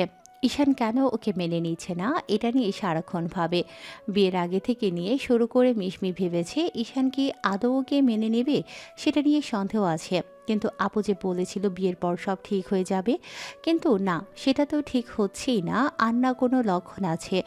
সপ্তম দিনের মাথায় মিশমির একটা বান্ধবী এসে ওর সাথে কথা বলল। মিশমি ওকে সবটাই জানালো। সব শোনার পর বান্ধবী ওকে হাজারটা কথা বলে মনটা ভালো করার চেষ্টা করলো, কিন্তু মেয়েটার মুখে আর সেই হাসিটা নেই। সেদিন রাতে ঈশান খাবার খাচ্ছিল, তখনই আম্মু ওকে বলতে আরম্ভ করলো। বলছিলাম কি, 7টা দিন তো পার হয়ে গেল, এখনো কি বৌমাকে নিয়ে আসার জন্য তোমাকে বলতে হবে, নাকি নিজে থেকে গিয়ে নিয়ে আসবে? কেন নিয়ে আসতে হবে কেন? তাছাড়া কয়েকটা দিনের জন্য যখন গিয়েছে, আর কয়েকটা দিন থাকুক, তারপর না হয় গিয়ে নিয়ে আসবো। সব বিষয়ে এত কথা পেঁচাও কেন? তোমাকে বলা হয়েছে তুমি কালকের মধ্যে গিয়ে মেয়েটাকে নিয়ে আসবে। ঈশান মাথা নেড়ে হ্যাঁসূচক উত্তর দিল, আর কথা বাড়ালো না। না হলে আব্বু আম্মু বুঝতে পারবে, আর বোঝার কি আছে, এমনিতেই ওদের সম্পর্কটা যে খুব বেশি ভালো নয় সেটা আম্মু আর ভাবি খুব ভালো করেই জানে। পরের দিন ইচ্ছে না থাকা সত্ত্বেও ঈশান বাইক নিয়ে মিশমিদের বাসার সামনে আসলো। কলিং বেল দিতেই মিশমির আম্মু দরজা খুলে দিল। ঈশানকে দেখে ভেতরে যাওয়ার কথা বললে তখন ও বলতে লাগলো, না আন্টি, আমি বসবো না। আপনি মিশমিকে একটু ডেকে দিন, আম্মুকে নিয়ে যেতে বলেছে। আসলে 7 দিন হয়ে গেছে, আবার আসার পর থেকে বাসে যাওয়ার কথাও বলছে না, তাই আর কি নিতে আসলাম। তা বললে কি হয়, এখন ভেতরে আসো বাবা, রেস্ট নাও, রান্না করি, তারপর না হয় দুপুরে খাওয়া দাওয়া করে বেরিয়ে যাবে। ঈশান আর ভদ্রমহিলার কথা ফেলতে পারল না। শাশুড়ি আম্মু হাসি মুখে কথাটা বলেছে, যার জন্য ঈশান আর বারণ করতে পারল না। না হলে ভদ্রমহিলার মনটা খারাপ হয়ে যাবে। ও ভেতরে আসলো, তারপর এসে ডাইনিংয়ে বসতে গেলে মিশমির আম্মু বলতে লাগলো, সে কি, এখানে বসো কেন? মিসমির রুমে যাও, আমি তোমাদের জন্য নাস্তা পাঠাচ্ছি। ঈশান মিশমির রুমটা আগে থেকেই চিনত। আগেও কয়েকবার এসেছে, এখনও আছে কিনা সেটা জানে না, তবে খুঁজে খুঁজে চলে আসলো। রুমের সামনে এসে দেখলো মেয়েটা উপর হয়ে শুয়ে আছে। ঈশান দরজাতে টোকা দিয়ে বলতে লাগলো। আসতে পারি? ঈশানকে দেখেই মিশমি তাড়াহুড়ো করে উঠে বসলো। মেয়েটা দৌড়ে এসে ওর মুখে হাত বুলিয়ে দিয়ে বলতে লাগলো, আপনি কখন আসলেন? আমাকে একবারও জানালেন না আপনি আসবেন। এত আদিক্ষেতা দেখানোর কিছু হয়নি। আম্মু আপনাকে নিতে আসতে বললো, তাই এসেছে। নাহলে কোনো ইচ্ছে ছিল না আপনার বাসায় আসার। আমি জানি আমার কাছে আসার ইচ্ছাটা আপনার মরে গেছে। এসব কথা বলবেন না, আব্বু আম্মু শুনতে পেলে মন খারাপ করবে। মিশমি কথাটা বলেই তাড়াহুড়ো করে ঈশানকে টেনে নিয়ে বেডে বসালো। কিছুক্ষণ বাদে ছেলেটা গিয়ে ফ্রেশ হয়ে আসতেই এর মাঝে মিশমির আম্মু ওদের নাস্তা দিয়ে গেল। মেয়েটা হাজারটা কথা নিজে থেকে বলল। ঈশান চুপচাপ বসে খাচ্ছিল, আর মেয়েটা এত এত কথা বলতে পারে ঈশানের জানা ছিল না। গত 15টা দিন মিশমি ওর সাথে কথা বলার চেষ্টা করলেও ঈশান বলেনি। সেদিন দুপুরে মিশমিদের বাসায় খাওয়া দাওয়া করে ঈশান ওর আব্বু আম্মুর থেকে বিদায় নিয়ে তারপর বাসার দিকে চলে গেল। মিশমি ঈশানের বাইকে বসে ওকে পেছন থেকে খুব শক্ত করে জড়িয়ে ধরে রেখেছিল। ঈশান বারণ করতে পারেনি। যদি বারণ করার পর মেয়েটা ছেড়ে দেয় আর পড়ে গিয়ে কোমরটা ভাঙে, শেষের দুর্ভাগ্যটা ওকেই পোহাতে হবে। বাসার সামনে মিশমিকে নামিয়ে দিতেই মেয়েটার ভেতরে চলে গেল। ও জানে এখন কথা বাড়িয়ে লাভ হবে না, তাই চলে গেল। এমন করে পুরো 2টো মাস কেটেছে। এই 2টা মাসের মধ্যে ঈশান খেয়াল করেছে মিশমি কারোর সাথে যেন কথা বলে। বিষয়টাতে ঈশানের প্রথমে তেমন কিছু মনে না হলেও পরবর্তীতে বিরক্ত লেগেছে। এমনিতেই একদিন ঈশান যখন রুমে ঢুকলো, ওকে দেখেই মিশমি কলটা কেটে দিল। তখন ছেলেটা ওকে বলেছিল, তেমন যদি কেউ থাকে তাহলে তার হাত ধরে চলে যেতে পারেন নির্দ্বিধায়। আমার দিক থেকে আপনার জন্য কোনো বাধা নেই, আর আমি কাউকে জোর করে ধরে আটকে রাখি না। সেটা আপনি এই 2 মাসে বুঝে গেছেন। এর মাঝে ঈশান অফিসে যেতে শুরু করেছে। আর যখন অফিস থেকে ফিরেছে, খেয়াল করে প্রায় মেয়েটা কারোর সাথে হাসি হাসি করে কথা বলে। একটা মাস যেতে না যেতেই ঈশান ভেবেছিল মিশমিকে মেনে নেবে, আর চেষ্টা করবে মেয়েটাকে আবারও ভালোবাসে। ডিভোর্স দেওয়াই তো সমাধান নয়। মিশমিকে ডিভোর্স দিয়েও তো অন্য কাউকে বিয়ে করতে হবে। ডিভোর্সটা হয়ে গেলে বাসার সবাই অনেক বেশি রাগ করে থাকবে ভেবে ঈশান সিদ্ধান্তটা পাল্টাতে চেয়েছিল। কিন্তু কয়েকটা দিন যেতেই যে এসব কিছু বেরিয়ে আসবে ঈশান সেটা ভাবতেও পারেনি। ঈশানের কেন জানি মনে হয় যে মিশমির কারোর সাথে সম্পর্ক আছে, সেজন্য মেয়েটা দিন দিন ওর থেকে দূরে সরে যাচ্ছে। আগে ঈশান বাসায় ফিরলে মেয়েটা ব্যস্ত হয়ে পড়তো, আবার বাসায় না আসলে না খেয়ে বসে থাকতো, বাইরে থাকলে বারবার কল করতো। আর এখন এখন মেয়েটা ওকে কল তো করা দূরে থাক, বাসায় আসলে ওর দিকে একটা তাওয়াল পর্যন্ত এগিয়ে দেয় না, নিজে থেকেই দূরে থাকার চেষ্টা করে। তাহলে কি ঈশান সেদিন যেটা ধারণা করেছিল সেটাই ঠিক হলো? এর মাঝে ঈশানের বন্ধু আকাশের নম্বর থেকে কল আসলো। রিসিভ করতেই ওপার থেকে ছেলেটা বলতে আরম্ভ করলো, কিরে, কই তুই? এই তো কিছুদিন হলো অফিসে জয়েন করেছে, কাজের চাপটা একটু বেশি, সেজন্য তোদের সাথে দেখা করতে পারছি না। আগামী শুক্রবার সবাইকে ডাকিস, আমি আসবো, সবাই আড্ডা দেওয়া যাবে। শুক্রবারের কথা বাদ দে, আজকে এক্ষুনি দেখা করতে হবে তোকে। কেন রে, কেমন হয়েছে যে আজকে দেখা করতে হবে? না মানে আসলে বলছিলাম কি যে, তোর কথাতে কেমন যেন রহস্যের গন্ধ পাচ্ছে, তা যেটা বলার সেটা সরাসরি বল। না মানে আসলে ভাবিকে একটু আগে দেখলাম একটা ছেলের সাথে বাইকে করে কোথাও একটা গেল, তাই ভাবলাম যে তোকে জানাই, তুই কি জানিস? যাই হোক, যেমন করে বাইকে বসেছিল তাতে মনে হলো ওর কোনো কাজিন টাজিন হবে। ঈশানের বেশ খানিকটা কৌতূহল হলো। তার উপর যখন শুনলো অন্য একটা ছেলের সাথে দেখেছে মিশমিকে, তখন সন্দেহটা আরেকটু গাঢ় হলো। বিষয়টা ভেবেই ঈশান কিছুক্ষণ চুপ করে থেকে তারপর বলতে লাগলো, কোন দিকে গেছে সেটা কি দেখেছিস? আর কোথায় গেলে পাওয়া যেতে পারে আমাকে একটু জানা। মনে হয় ওই রেস্টুরেন্টের দিকেই যাচ্ছে, ওদিকে যে বড় রেস্টুরেন্টটা আছে আমার মনে হয় সেখানেই যাচ্ছে। আমি ঠিকানা পাঠাচ্ছি, তুই ওদিকে গিয়ে একটু খোঁজাখুঁজি করলেই হয়তো পেয়ে যাবি। আকাশ ঠিকানাটা টেক্সট করে পাঠিয়ে দিতেই ঈশান আর এক মুহূর্ত দেরি করল না, অফিস থেকে গাড়িটা নিয়ে বেরিয়ে গেল। আধ ঘন্টার মতো খোঁজাখুঁজি করতেই শেষে সেই রেস্টুরেন্টে এসেই ওদের পেয়ে গেল। ঈশান রেস্টুরেন্টের ভেতর প্রবেশ করে দুজনের থেকে কিছুটা দূরে দাঁড়ালো। মিশমি একটা ছেলের সামনে বসে আছে। মেয়েটা যতবার ওর সাথে বেরিয়েছে ততবারই বোরখা পরে বেরিয়েছে, কিন্তু আজকে শাড়ি পরে সুন্দর করে সেজেগুজে এসেছে। ছেলেটা কি এরকম কেউ যে যার সামনে এরকম করে বসে থাকতে হচ্ছে? ছেলেটা বারবার ওর হাতের উপর হাত রাখছে, হাজারটা কথা বলছে। দূরে দাঁড়িয়ে এমন কিছু দেখে ঈশানের ইচ্ছে হচ্ছিল গিয়ে ওদের সামনে দাঁড়াতে। আবার নিজের বলা কথাগুলো ভেবে একটা দীর্ঘ নিঃশ্বাস ফেলে সেখান থেকে বেরিয়ে আসলো। রেস্টুরেন্ট থেকে বেরিয়ে ড্রাইভারকে অফিসের দিকে চলে যেতে বলল। ভালো লাগছে না কিছু, কেন কেন জানি সব কিছু এলোমেলো লাগছে আজকে। নতুন করে আবার যে মেয়েটাকে একটা সুযোগ দেওয়ার কথা ভেবেছিল, সেই মেয়েটা আবার ওর সাথে এরকম কিছু করলো। ঈশান কথাগুলো ভাবছিল আর জোরে জোরে নিঃশ্বাস নিচ্ছিল। নিঃশ্বাস নিতেও এই মুহূর্তে কেমন কষ্ট হচ্ছিল। কথাগুলো ভাবতে ভাবতে কখন যে হাঁটতে হাঁটতে রাস্তার মাঝখানে চলে এসেছে তা ঠিক নেই। তারপর যখন উল্টো দিক থেকে একটা গাড়ি এসে ওকে চাপা দিতে যাবে, তখনই কেউ একজন হাত ধরে হ্যাঁচকা টানে সাইডে নিয়ে আসলো। হঠাৎ হ্যাঁচকা টানে টাল সামলাতে না পেরে ঈশান সাইডে থাকা একটা ল্যাম্পপোস্টের সাথে খুব জোরে সোরে ধাক্কা খায়। ধাক্কা খেয়ে মাথায় আঘাতটা বেশি লাগলো। মাথার সাইডের বেশ খানিকটা কেটে গিয়ে রক্ত পড়তে আরম্ভ করলো। এবার যে ওকে বাঁচালো তার দিকে তাকিয়ে বুঝতে পারলো ছেলেটার বন্ধু আকাশ। ঈশান চুপ করে এবার ফুটপাতের উপর বসে পড়তেই আকাশ জোর করে ধরে ওকে একটা হসপিটালে নিয়ে সেখান থেকে ব্যান্ডেজ করে তারপর একটা রিক্সা করে বাসায় চলে আসলো। বাসায় আসার পর আকাশ সবাইকে জানালো ঈশান অন্যমনস্ক হয়ে রাস্তা দিয়ে হাঁটছিল, আর তখনই এমন কিছু হয়েছিল। বিষয়টা শুনে সবাই বেশ খানিকক্ষণ বকাঝকা করলো। এর মধ্যে মিশমি বাসায় ফিরে ডাইনিংয়ে বাসার সবাইকে দেখে সেখানে আসলো। মেয়েটা এগিয়ে এসে দেখে ঈশানের কপালে বিশাল বড় একটা ব্যান্ডেজ। মিশমিকে দেখে ঈশান রুমের দিকে চলে গেল।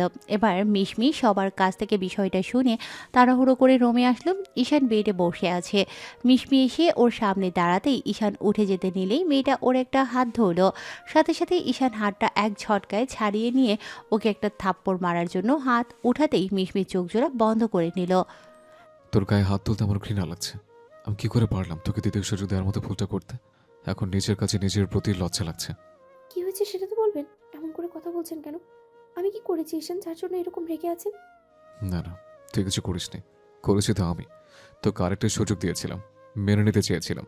বাসায় বসে প্রেম করে তোর হয়নি, তাই বাইরে গিয়েও সেই নাগরের সাথে তোর দেখা করতে হয়েছে। মিশমি এবার চুপ করে রইল। বুঝতে পারল যে ঈশান ওদের বিষয়টা দেখে ফেলেছে। সব বিষয় বোঝার পর মিশমি যখনই কিছু বলতে যাবে তখনই ঈশান ওকে ধাক্কা মেরে বেড়ে ফেলে দিল।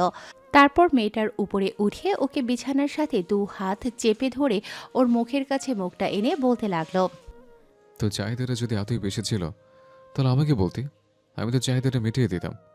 বাইরের পুরুষের কাছে তোকে কেন যেতে হলো? তোর এসবই চাই বলতে পারলি না আমাকে? ঈশান রাগের মাথায় কথাগুলো বলেই মিশমির বুকের উপর থেকে ওনাটা টান মেরে সরিয়ে দিল। সাথে সাথে মেয়েটা লজ্জায় কুঁকড়ে গেল। মিশমির চোখ দিয়ে পানি পড়তে শুরু করলো। ঈশান বুঝতে পেরে ওকে ছেড়ে দিল। এবার ঈশান মাথায় দুপাশে হাত দিয়ে বলতে লাগলো, আমার বাড়িতে থেকে আমারই খেয়ে আবার আমার বাড়ির সম্মান নষ্ট করবি? সেটা হতে পারে না। তুই আমার বাড়ি আর আমার থেকে দূরে চলে যাবি। তোর মতো বউয়ের আমার প্রয়োজন নেই। তোর যার সাথে শোবার ইচ্ছে তুই তার সাথে গিয়ে শোবি, আমার তাতে কিচ্ছু যায় আসে না। আরে আমি তোকে নিয়ে ভাবছি কেন? তোর মতো মেয়ে কারো ভালোবাসা ডিসার্ভই করে না। মিশমির কাছে ঈশানের কথাগুলো কেমন জড়িয়ে আসে। মিশমি উঠে বসে শাড়িটা জড়িয়ে নিয়ে বলতে লাগলো, সব কিছু না জেনে না শুনে শুধু চোখে দেখে আপনি সবটা বিচার করে ফেললেন ঈশান। একটাবার জানার চেষ্টাও করলেন না যে আমি কি চাই, আমার মনটা কি চাই।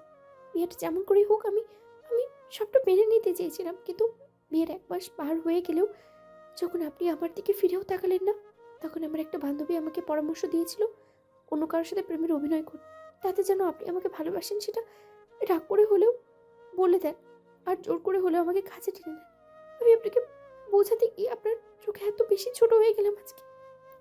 আপনি শেষে আমাকে একটা বাজারের মেয়ের সাথে তুলনা করলেন। আমার ভালোবাসাটা এতটা তুচ্ছ নয় ঈশান, এতটা ছোট নয়। এখন বলতে পারেন আমি আপনার কাছে কেন সুযোগ চেয়েছিলাম? সেদিন যে মেয়েটা বলেছিল আপনাকে অপছন্দ করে, আবার সেই মেয়েটাই বিয়ের রাতেই বলেছিল একটা সুযোগ চাই। কারণ কেন জানেন? আমি আপনাকে ভালোবাসি বলে। ঈশান, আপনি চলে যাওয়ার 6 মাস পর থেকেই বুঝতে পেরেছিলাম আমি কি হারিয়েছি। আপনার বাসা থেকে চলে যাওয়ার আর সব কিছু মিলিয়ে একটা অপরাধ বোধ আমাকে আমাকে করে করে খাচ্ছিল। আপু তো 1 বছর আমার সাথে কথাই বলেনি। যখন জানতে পেরেছে যে সেদিন আপনার কোনো দোষই ছিল না, আস্তে আস্তে বুঝতে পারলাম আমি আপনাকে ভালোবাসতে শুরু করেছি। তারপর যখন বিয়ের কথা হলো, সেদিন রাতে আমি সবাইকে বারণ করে দিয়েছিলাম বিয়েটা করবো না বলে। কাটাকাটি বলেছিলাম যদি কাউকে বিয়েটা করি তাহলে আপনাকেই করবো। বাসার কেউ মানতে চায়নি। তখন নিজের ক্ষতি করার কথা বলে তখন সবাই বিয়েটাতে রাতে বারণ করে দিয়েছিল। সেই জন্য সেদিন বর আসেনি। তাছাড়া আমাদের হাতে কোনো উপায় ছিল না। ঈশান মিথ্যা বলে আপনাকে বিয়েটা করলেও কখনো আপনাকে ঠকাতে চাইনি। আর আপনি আজকে আমাকে এত ছোট ভাবলেন। হ্যাঁ, ভাবলাম। তোর কাজের জন্য তোর কাজকে ছোট ভাবতে বাধ্য হয়েছে। এই, তুই না আমাকে ভালোবাসিস? ভালোবাসার নমুনা এটা? ভালোবাসলে আমাকে এরকম কষ্ট দিতে পারতি? বল। আমাকে কষ্ট দেওয়ার তোর খুব ইচ্ছা, তাই না? দেখ, তোর জন্য আমার শরীর থেকে রক্ত ছুটছে। তোর আরো দেখতে ইচ্ছে করছে তো? আমি আরো কষ্ট পেলে তুই খুশি হবি?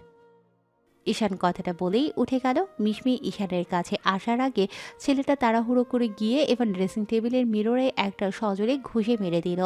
সাথে সাথে ছেলেটার হাত কেটে ফিনকি দিয়ে রক্ত পড়তে লাগলো। ঈশান ঘুষির উপর ঘুষি দিয়েই চলেছে, তারপরও থামছে না। মিশমি দৌড়ে এসে ওকে পেছন থেকে জড়িয়ে ধরে হাতটা টান দিয়ে সরিয়ে নিল আর ফুপিয়ে ফুপিয়ে বলে উঠল, সরি ঈশান, আমার ভুল হয়ে গেছে, আমার ভুল হয়ে গেছে। শোনো, প্লিজ পাগলামি করবেন না। আপনি আপনি যতটা না কষ্ট পাবেন তার চেয়ে দ্বিগুণ কষ্টটা তো আমি পাবো। আপনার আপনার নিজেকে করার প্রত্যেকটা আঘাত আমার বুকে গিয়ে লেগেছে। প্লিজ এরকম করবেন না। আমাকে যত পারেন শাস্তি দিন। আমি ভুল করেছি তার জন্য মারেন, যা ইচ্ছে তাই করেন, তারপরও এরকম রাগ করে নিজেকে কষ্ট দেবেন না প্লিজ। ঈশানের চোখ দিয়ে পানি পড়ছে। ও মেয়েটাকে জোর করে ছাড়িয়ে নিয়ে বলতে লাগলো, না, তুই আমাকে ভালোবাসিস না। যদি আমাকে ভালোবাসতি তাহলে আমাকে এরকম করে কষ্ট দেওয়ার কথা দ্বিতীয়বার ভাবতি না। এই 1.5 বছর আমার ঠিক কতটা যন্ত্রণা হয়েছে তুই কি করে বুঝবি? পরিবার ছেড়ে তোকে ছেড়ে আমি কি করেছিলাম বল? তোদের ভালোবাসার সহ্যের সীমায় এই 1-2টা মাসই। তাহলে আমার মতো হাজারটা ছেলে বছর পর বছর কিভাবে নিজের ভালোবাসাকে ছেড়ে দূরে থাকে বল? তোরা আমাকে ছেড়ে যেতেই হবে। তুই আমাকে কষ্ট দিতে চাস না, আমি কষ্ট পাবো। তোকে দূরে রেখে কষ্ট পাবো, তারপরও তোকে কাছে টেনে নেব না। আমি আমি মরে যাবো ঈশান। আপনাকে ছেড়ে আমি দূরে থাকতে পারি না। আমি সত্যি মরে যাবো, আর কখনো এরকম করবো না। আমাকে একটা বারের মতো মাফ করে দিন। আর কখনো এরকম ভুল হবে না। শোনা, এবারের মতো মাফ করে দিন না, বলে যা। মিশমি ঈশানের কাছে আসতে গেলেই ঈশান ওকে সরিয়ে দেওয়ার চেষ্টা করলো। তারপরেও মেয়েটা বারবার করে ওর কাছে আসতে চাইলো। মিশমি বুঝতে পারলো ঈশানকে এমন করে শান্ত করা যাবে না। মিশমি শেষে আর উপায় না পেয়ে জোর করে ঈশানের ঠোঁটের সাথে নিজের ঠোঁট জোড়া মিলিয়ে দিতেই ঈশান স্তব্ধ হয়ে দাঁড়িয়ে রইল। মিনিট খানেকের মধ্যে ছেলেটা একদম পাথরের মতো শক্ত হয়ে গেল, আর কোনো টু শব্দও করছে না। মিশমি যখন বুঝতে পারলো ঈশান শান্ত হয়ে গেছে, তখন নিজে থেকে ওর হাত দুটো নিয়ে কোমরে রাখলো। ঈশান মিশমিকে এক হাতে কোমরে জড়িয়ে ধরে নিজের সাথে মেশালো, আর এক হাত মাথার পেছনে রেখে রেসপন্স করতে লাগলো। অন্যদিকে মিশমি ঈশানের শার্টের কলার খামচে ধরে উন্মাদের মতো চুমু দিতে লাগলো। এ যেন কতদিনের জমানো আবেগটা আজকে প্রকাশ পাচ্ছে। 5 মিনিট বাদেই ঈশান জোর করে মেয়েটাকে ছাড়িয়ে নিল। মিশমি কেঁদেই যাচ্ছে। তারপর যখনই মনে হলো ঈশানের হাত থেকে রক্ত পড়ছে, তখনই মেয়েটা দৌড়ে রুমের বাইরে চলে গেল। তারপর ফার্স্ট এড বক্সটা এনে দরজাটা লাগিয়ে ওর হাতটা ব্যান্ডেজ করলো। মিশমি চায় না ওদের এই আবেগঘন মুহূর্তে কেউ একজন এসে বাধা দিক। ঈশানের হাতটা ব্যান্ডেজ করা হয়ে গেলে মেয়েটা সব কিছু সরিয়ে রেখে এসে ঈশানের কোলের মধ্যে বসে পড়ল। ঈশান আর মেয়েটাকে বাধা দিল না। এক হাতে কোমর জড়িয়ে ধরতেই মিশমি ওর গলাটা 2 হাতে জড়িয়ে ধরে ফোপাতে লাগলো। এবার ঈশান মিশমির বুকের মধ্যে মুখ গুজে দিতেই মেয়েটা চোখ জোড়া বন্ধ করে নিয়ে 2 হাতে ছেলেটার চুলগুলো আঁকড়ে ধরে ফোপাতে লাগলো, আর কাপা কাপা কণ্ঠে বলতে লাগলো, চাই চাই চাই শাস্তি দিন, তারপরে তোরে সরিয়ে দিন না প্লিজ। আমি একটু একটু করে শেষ হয়ে যাবো, তারপর আপনার থেকে দূরে যেতে পারবো না। মিশমির কথাতেই ঈশানের কোনো হেলদোল নেই। ও মেয়েটার গলায় আর ঘাড়ে ইচ্ছে মতো চুমু খেতে ব্যস্ত। ঈশানের এমন পাগল করে স্পর্শে মিশমি ঘন ঘন নিঃশ্বাস নিতে লাগলো। তখন ঈশান মেয়েটাকে বেডে শুইয়ে দিয়ে ওর পাশে শুয়ে পড়তে পড়তেই মিশমি আবারও ওকে নিজের কাছে টেনে নিল। ভালো থাকুক ভালোবাসা, জমানো আবেগগুলো প্রকাশ করুক দুজনে। দেখা হচ্ছে অন্য কোনো দিন, অন্য কোনো গল্পে। ততদিন পর্যন্ত সুস্থ থাকবেন, ভালো থাকবেন, আমাদের সাথে থাকবেন। ধন্যবাদ। আল্লাহ হাফিজ।